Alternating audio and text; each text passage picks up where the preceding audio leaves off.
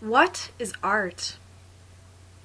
Art is all around us. It is in the clothes we wear, packaging the food we eat, the cars we drive, advertising, television shows, and so on. The point is, art is an innate part of our very existence. With the development of technology, the necessity of it has become even more apparent.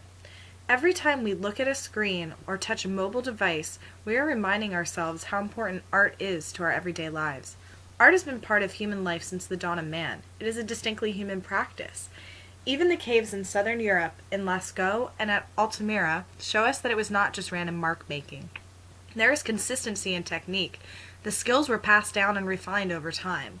Humans have always inspired to create. But why? For what purpose do we create art? The answer is not small. There are many reasons. Initially, the purpose may have been to personalize tools and for adornments of the body. Next, the purpose was communication and even a way of recording events. The observation of seasonal changes and celestial movements were transformed into calendars. Religious significance developed in works of art. In Europe, in the days where the majority of the population could not read, paintings became the way of sharing the lessons of Christianity.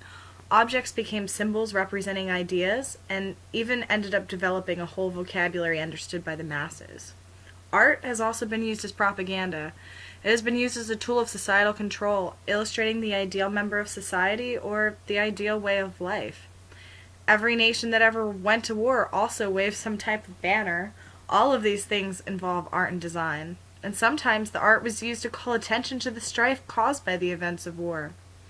Sometimes it would just be used to document something beautiful in everyday life.